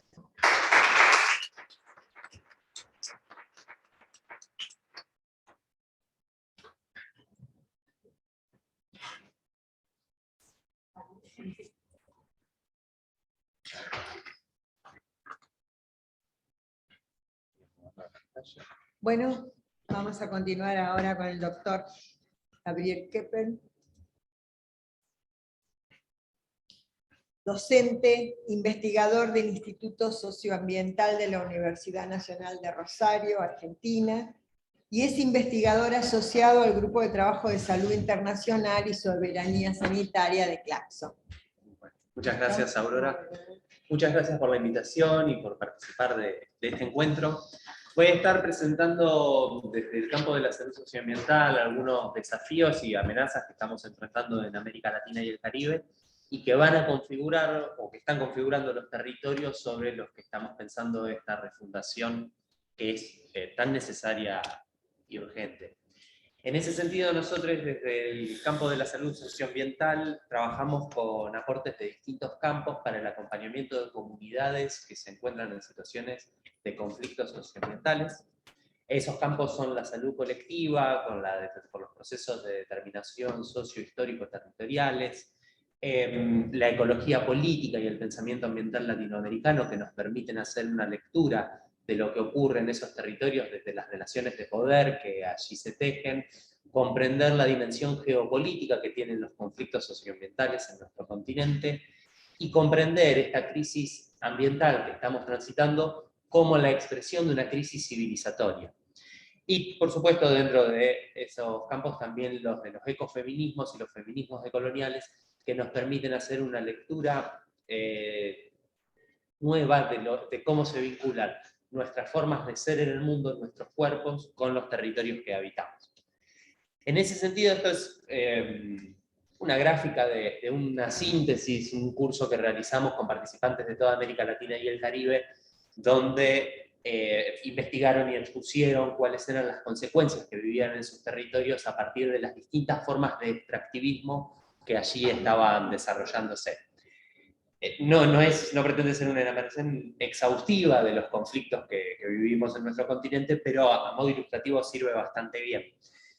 Desde fines del siglo XX y principios del siglo XXI, nosotros estamos viviendo la implantación de un modelo de producción extractivista en nuestros territorios que está relacionado con un modelo de sistema mundo que inaugura una nueva fase y que determina que geopolíticamente nuestro continente cumpla el rol de suministrar las commodities para hacer posibles los modelos de sociedad que están pensando las grandes potencias. En este sentido, para nuestro país fue determinante la emergencia de China como potencia mundial y la necesidad de producción agroindustrial, que ahora vamos a desarrollar un poquito, Y eso configuró, como bien decía Natalia, territorios de sacrificio. Es decir, estos modelos de producción extractivista lo que tienen en común es que son modelos que ponen en disputa los bienes comunes que hacen posible la vida en los territorios. Son modelos de producción altamente dependientes de los cursos de agua, son hidrodependientes y son hidrodevastadores, dicho sea de paso. Van a producir, como decíamos, commodities, es decir, materias primas o productos con un mínimo procesamiento industrial que están pensados para la exportación y no para la satisfacción de las necesidades de las comunidades que viven en esos territorios. Y son procesos altamente contaminantes, que terminan generando entonces la imposibilidad de que coexistan con este proyecto territorial otras formas de estar, sentir, vivir y existir en el territorio. Por eso se generan estas disputas y estas conflictividades tan grandes en torno al territorio, y que lo vemos expresado sobre todo en los desplazamientos de las comunidades originarias, la criminalización de la protesta y todas las medidas normativas jurídicas que por parte de los gobiernos facilitan la instalación de estos proyectos en detrimento de otras posibilidades de existencia. Estas son algunas imágenes de lo que vivimos en nuestro continente y cómo se configuran esos procesos extractivistas. Tomamos algunos hitos puntuales para señalar por ahí cuáles son estas grandes amenazas que ya existen y estos desafíos que tenemos si queremos recomponer la salud en esos territorios o incluso garantizar que sea posible la vida.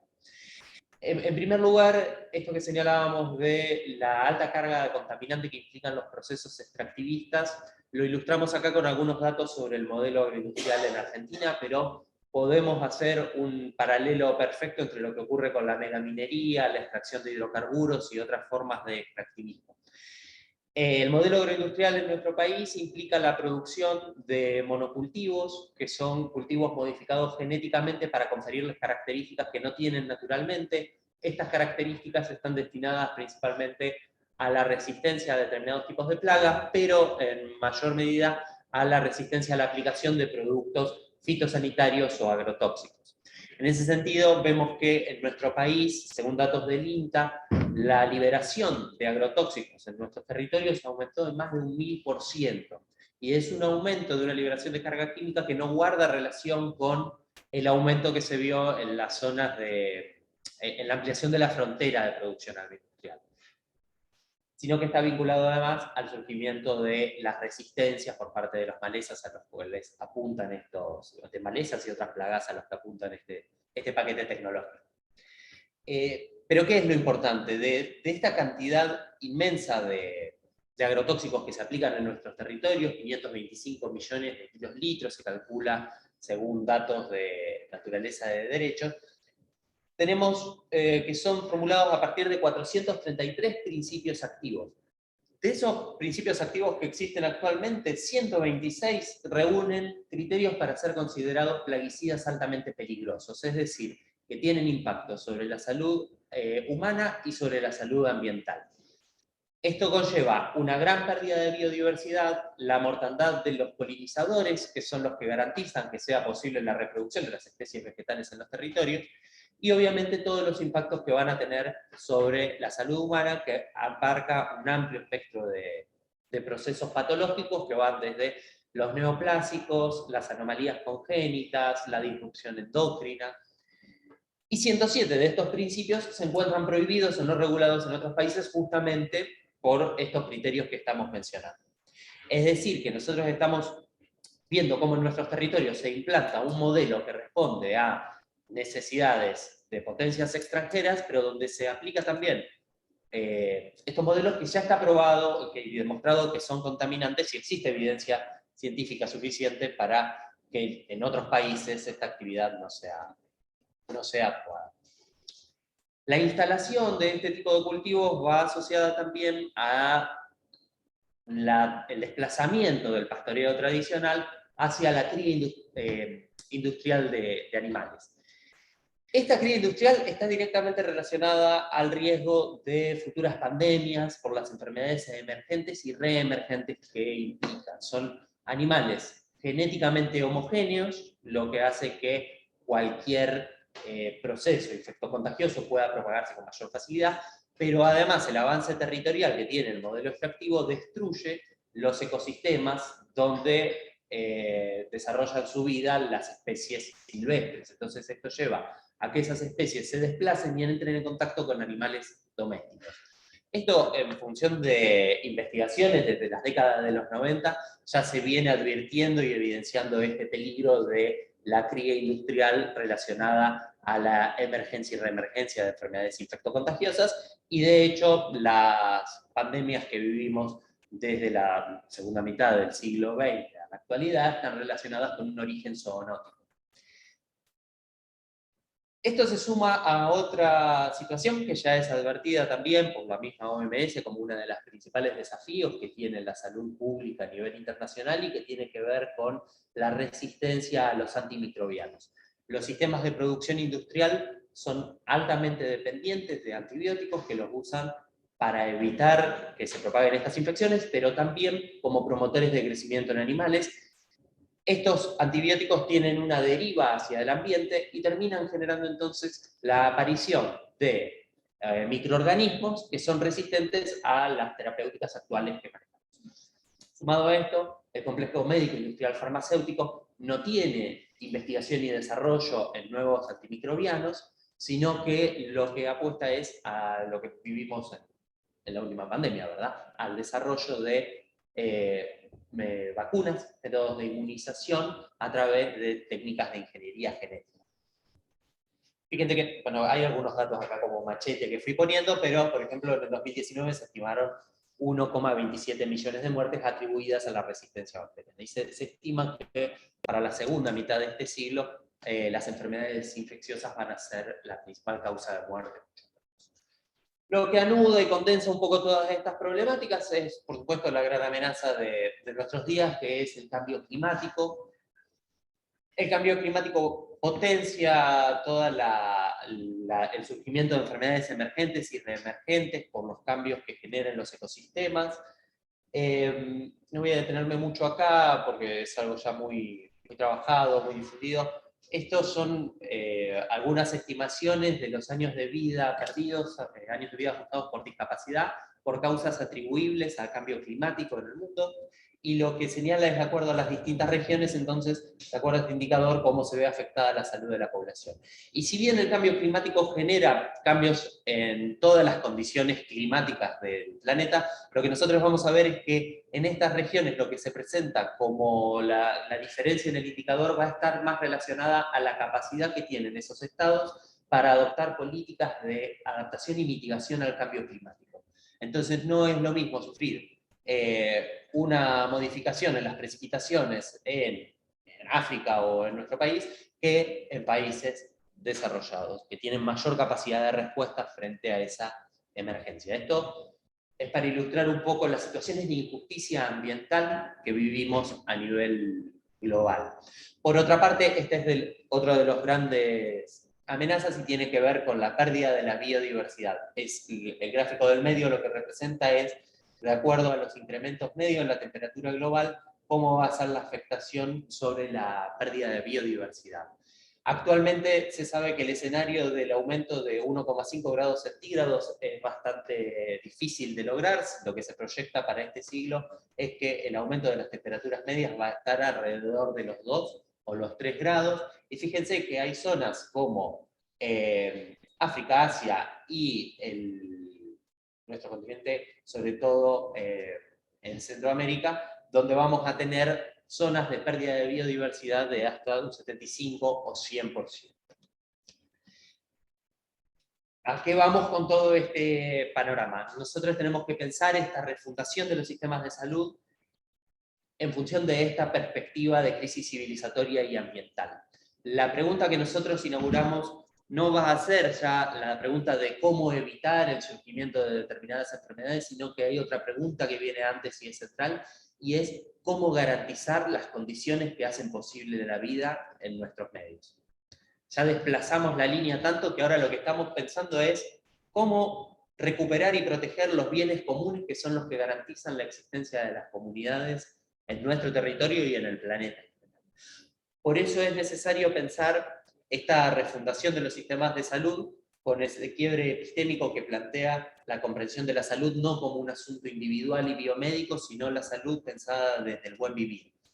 ¿Cómo vamos a integrar esas redes de cuidado a nivel territorial para poder garantizar que tengamos estos bienes comunes, para pensar en la soberanía sanitaria pero vinculada a la soberanía alimentaria?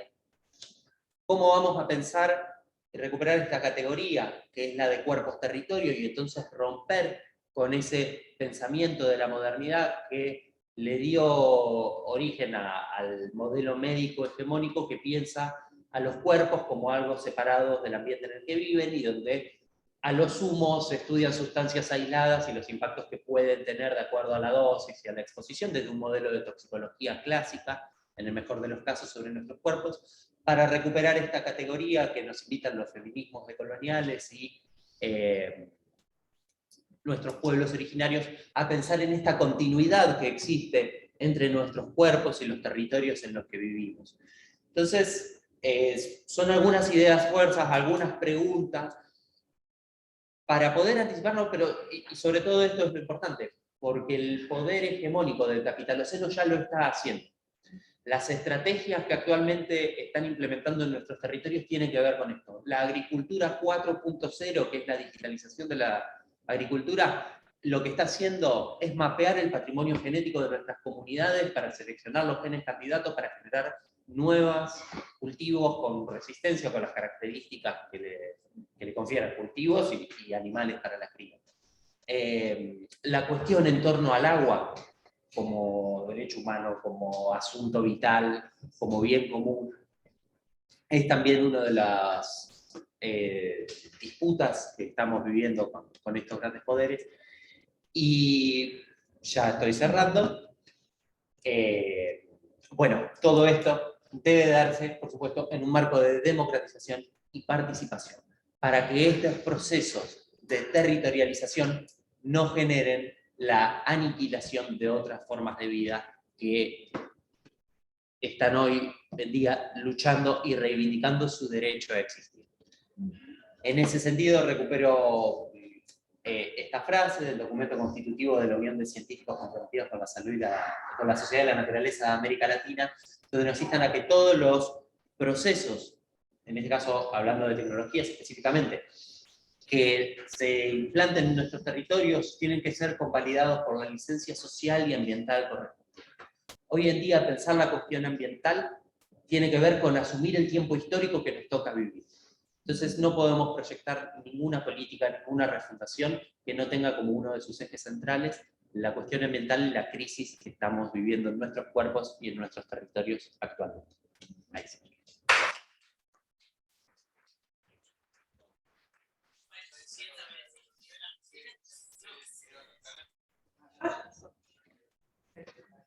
Abrimos un debate, tenemos 10 minutos para preguntas.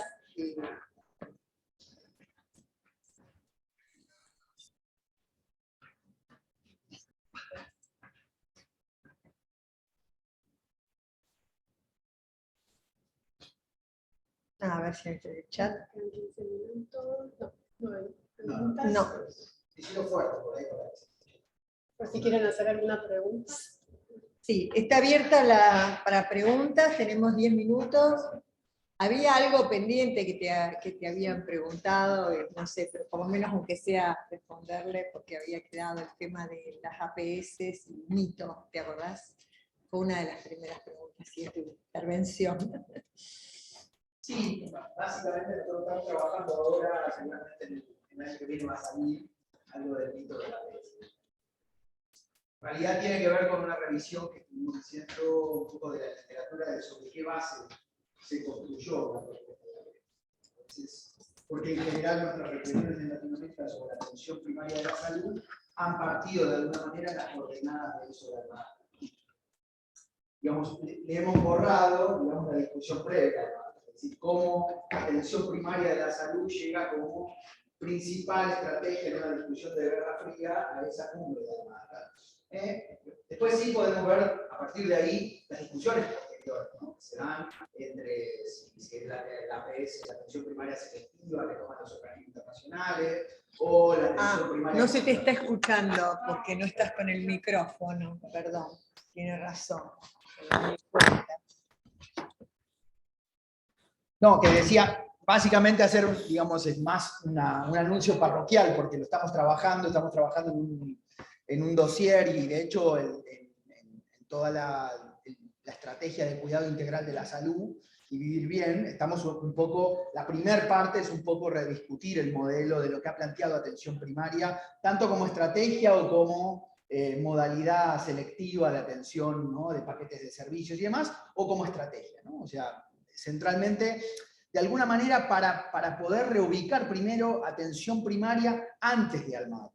Es decir, que me parece ahí que es un corte importante a tener en cuenta, digamos, de por qué, digamos, en las últimas, digamos, dinámicas de la Guerra Fría, antes de Almata del 78, hay toda una discusión ahí, que sería largo de explicar, pero que está Breyer, que está después Mahler lo termina tomando, pero que hay una serie de discusiones en la discusión de salud y desarrollo, digamos, ¿no? En la discusión que se da entre la teoría del desarrollo y salud, digamos, y un poco hay todo un cuestionamiento a cómo no trasplantar las estrategias de modelos de atención que habían, ¿no? Expandido esos países del norte global con sistemas más hospitalarios, con sistemas con toda la dinámica de atención fisiopatológica, de reparación y demás, cómo en realidad eso no se podía trasladar al sur por una serie de cuestiones en la cuestión del desarrollo. Entonces ahí va a aparecer Taylor, van a aparecer una serie de autores que están metidos en la Hopkins, que hablan con Mahler, que después todos terminan en la Organización Mundial de la Salud, diciendo, bueno, en realidad, un poco está el libro este de sería como Salud para el Pueblo, que es Health by the People, digamos, que es un poco cómo tomar un enfoque más sectorial y más particular para el sur, es decir, para el subdesarrollo, no dicen el sur, dicen el subdesarrollo. Entonces, en esa dinámica se producen ahí una serie, el mismo contexto, acuérdense que está discutiendo Lalonde, está discutiendo en su documento, ¿no? En Canadá está discutiendo un poco ese modelo de los determinantes sociales clásicos de Lalonde, donde pone a los servicios de salud como un determinante social. Lo que trato un poco de ubicar es que, bueno, y un tercer antecedente, ¿no? Todos estos movimientos, además, un antecedente principal es que la Comisión Médica Cristiana y todos los movimientos de cristianismo en África están promulgando también toda la dinámica de APS, digamos, como dinámica de atención para los pobres, digamos, como una especie de opción. Toda esa genealogía, digamos, está invisibilizada.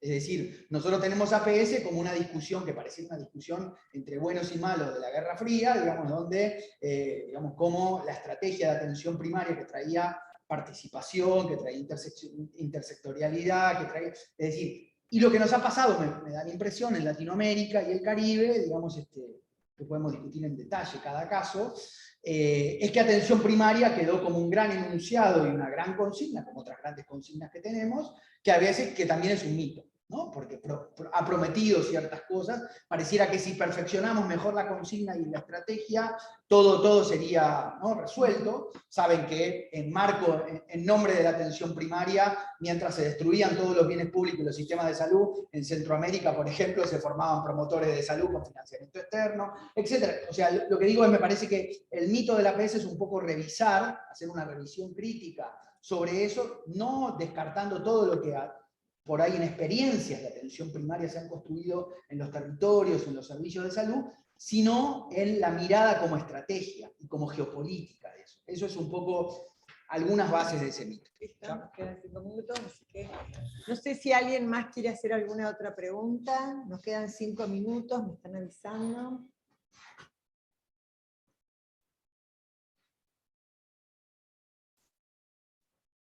Yo voy a tomarme el atrevimiento de rescatar algo de la presentación de Mariana Diácono. Creo que hubo un cambio de paradigma, efectivamente, con el tema de las personas que empezaron a participar juntos. Yo viví en la época de los 80 y principios de los 90 a un paciente que decía que tenía VIH, con un infectólogo sentado, el abogado, la trabajadora social, discutiendo y viendo cuál era la mejor manera de seguir sobreviviendo en aquella época donde solo había la CTT con relación a una enfermedad como el VIH. Y hizo un cambio. No existía eso. A mí un infectólogo un día me llama como psicólogo y me dice, me tengo que sentar con usted para ver cómo va a tomar la medicación el paciente. Y yo dije, yo no sé nada, yo soy psicóloga. Y me dijo, no, porque el paciente dice que lo va a hablar con usted. Y usted lo ve todas las semanas. Y yo me tuve que sentar urgente como psicóloga frente a un infectólogo para aprender sobre esta enfermedad y cambiar la cabeza completamente para ver cómo acompañaba a las personas que tenían esta enfermedad. Es decir, es cierto lo que vos decís, si alguna vez hicieron un parangón de algunas cosas, hay mucho de refundación, digamos, en todo lo que fue la implementación de la participación ciudadana real, concreta, porque ahí estaba el cuerpo enfermo participando con los especialistas, con los que, incluso con el Ministerio de Salud, con los que decidían, con los laboratorios que no tenían la menor idea también, es decir, era un cambio realmente muy importante. Nada, disculpame, pero quería mencionarlo porque me pareció muy importante esto. Y más hoy que, hablando, mañana vos que decís que hay, María Natalia, que hay una revisión con el COFESA y demás, con decisores, creo que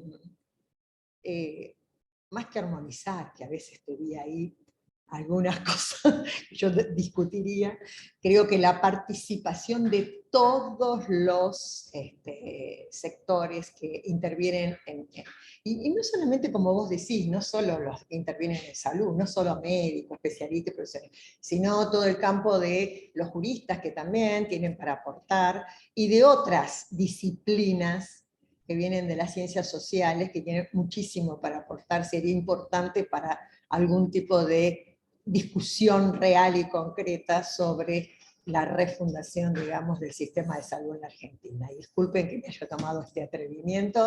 No, sí. solo un comentario sobre Natalia. No, que yo había notado algunas cosas sobre un comentario más como pregunta, ¿no? Para terminar, Sí, algo que en realidad como pregunta también porque lo estamos trabajando en el GT, ¿no? O sea, una de las preguntas para Argentina, me parece, es volver a preguntarse qué quiere decir sistemas integrados de salud.